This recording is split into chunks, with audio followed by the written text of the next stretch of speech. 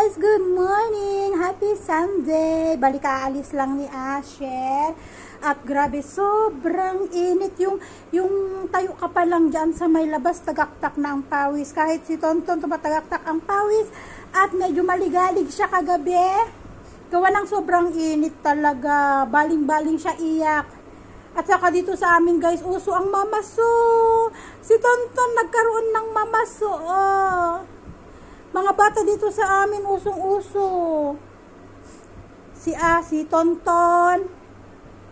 Yung dalawang baby dito sa may amin, dinala din ni Asi sa doktor kahapon kasi nagkaroon din sila ng mamaso. Pero itong kay Tonton, pagaling na. Kasi nilagyan ko ng cream. Lagay kami ng cream guys, para maano yung mamaso niya. Pinapaliguan ko siya araw-araw. Tapos, kailangan warm water yung ipapano, tapos lalagyan. Yan, kahit papano okay. Naantay namin yung vegetables. Na dumaan, ano yun? Naantay namin si Baje, yung nagtitinda ng vegetables.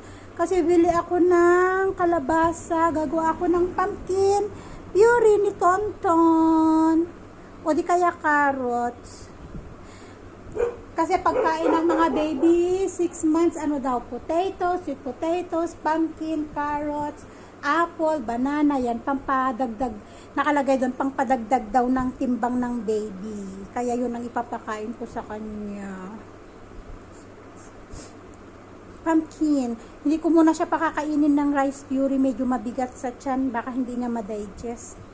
Baka mamaya pagsakitan ng tiyan, natatakot din naman ako. Ano na lang muna tayo. Mga vegetable purees na lang muna ibibigay natin kay Tonton at saka fruits. Pinagamit ko na sa kanya to eh. Binigyan ko siya ng apple kahapon. Nilasan na. Yung pacifier na maglalagay ka ng prutas. Nasaan na anak ko? Kaya lang si Asher yung gumamit kanina umaga. Kinain niya yung apple na nilagay ko. Tapos sabi niya, delicious daw. Ay, nako, si Asher ang gumamit eh. Ay, wala pa si Buddy, hindi pa dumadaan. Wala kaming pumpkin. Wala din naman kaming patatas. Sweet potato sanang maganda. Kamote sana, wala namang kamote. Yun ang magandang i-puree sana. Pero maganda din ang kalabasa, pampalinaw ng mata ni Tonton. Antay lang natin yung nagtitinda ng vegetables. Parating na siguro yun. Nabibe! Tontoni! Hi guys, so yan, nakabili kami ng Bili kami ng kalabasa para kay Tonton. At bumili na rin ng sayote para pang ulam. At itong ganitong klaseng sitaw. Ano ba kasi tawag sa Tagalog nito? Basta yung ganitong sitaw, yung matigas ang balat. So, sisimulan kong pakainin si Tonton ng mga gulay-gulay. Gulay-gulay lang. Kagaya ng masarap sana'y kamote, wala naman kaming kamote. Mahirap maghanap ngayon ng sweet potatoes, tapos carrots, wala silang carrots, kasi sabi nung nagtinda, mahal daw kasi ang carrots, kaya hindi siya kumuha kasi baka wala nang bumili. Sobrang mahal ang carrots ngayon. Ito yung sinasabi ko, lagyan ko ng apple, pinapangat-ngat ko kay Tonton. Sus Mariosep, yung kuya naman ang umat-ngat at delicious nga daw. Si Mariosep talaga si Asya. Ay, at yun, nanonood ako sa Senate hearing. Ang gulo ng Senate hearing natin din sa Pilipinas. Ay, naku, gumalaw si Tonton. Huwag ka munang gumising anak ko at gagawan kita ng iyong kalabasa soup, kalabasa puree. Para may pagkain ka, baby. Balibabalatan ko to. Para may siya, pagkain. At hihimayin din natin to. Grabe yung nangyayari pala sa atin, no? Ngayon ko palang pinapanood yung mga hearing nila nung mga nakaraan. Napanood ko yung hearing nila nung September 20, yung live, napanood ko. At ayun na nga, baka daw bukas nga, ililipat na si Alice sa sa Pasig ba yun? Ay, grabe talaga. Wala akong masabi, guys. Ang gulo sa atin. Ang gulo sa atin. Ang daming mga malalaking pangalan na maraming mga damay-damay na. Kung sino na talaga, sino ba talaga. Pero minsan nakakainis manood. Alam mong nagsisinungaling. Alam mong nagsisinungaling kasi hindi talaga nagsasabi ng totoo. Ay, nako. Ayan, kasalukuyan nanonood pa rin ako. Ang tagal kasi, may isang oras na hearing nila, may mga chinap-chap naman, yung pinapanood ko yung mga chap-chap-chap-chap. Kaya, dahil nga nandito lang ako sa loob ng bahay, hindi ko mailabas si Tonton at sobrang init sa labas. Tingnan nyo, nandito ako sa loob ng bahay at may electric fan kami dito pero tagaktak pa rin ang pawis. Si Tonton kagabi sobrang ligalig. Hindi siya makatulog sa sobrang init kahit na nakatutok ang electric fan. Kaya ang ginawa ko, nilagay ko siya sa may swing niya. Nahiga ako sa may, nakatulog siya sa may swing. Duyan-duyan ko siya doon, nakatutok yung electric fan dito, nasa mismong tapat niya.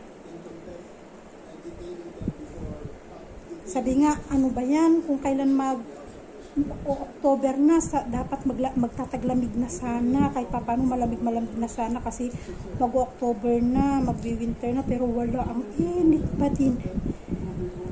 Nag-ulan-ulan itong nakaraan. Ngayong 3 araw nang walang ulan at sobrang tindi ng sikat ng araw. Grabe.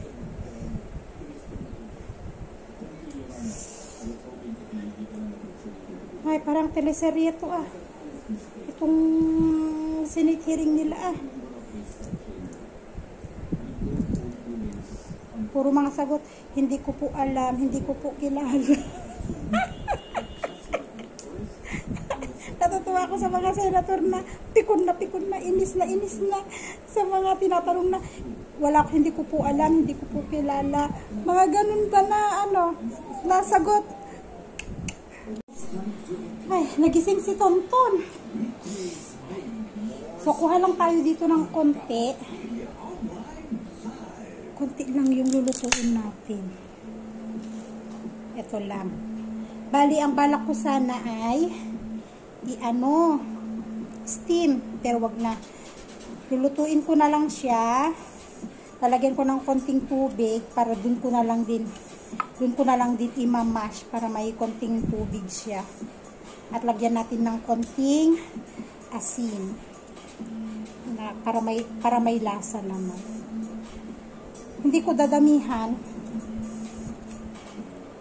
kasi for sure maliit pa naman ang bitukan niya.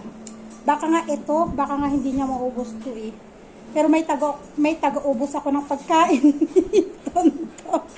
Yung rice puree na ginawa kahapon, di may natira ng gabi. Ngayon, pinakain ko si Tonton kagabi ng rice din. Bago ko siya pinadede.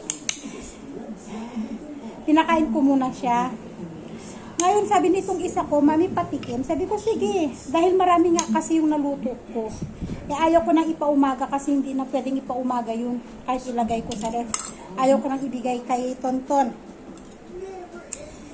Di kinain niya. Sabi niya, gusto ko, masarap. Kaya yung natira doon, pinakain ko sa kanya lahat. Yung natira. Ngayon, kanina, sabi niya, gusto ko yung pagkain ni Ading. Sabi niya, gusto ko yung pagkain ni Ading. Sabi ko naman, wala na anak ko. Sabi ko naman, ubos na. Kinain mo na lahat kagabi, wala nang natira. Hindi naman ako pwedeng magluto ng rice pudding. At kailangan ng gatas. Maraming gatas ang kailangan doon. Gusto niya So, pakukulo lang natin to para para mapakain na natin si Tontone.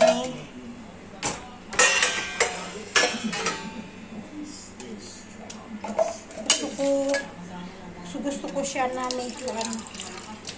medyo bumigat-bigat ang timbang ba. Ayan.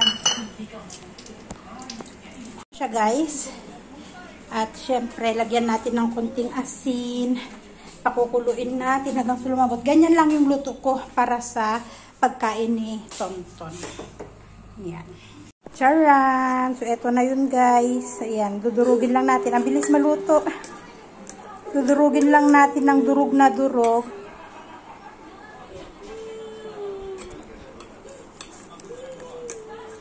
Para makain ng isa. At matikman nga.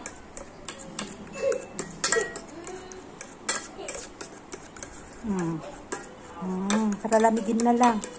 May pagkain na si Tonton eh. Tikman ko nga ng konti. Kung anong lasa.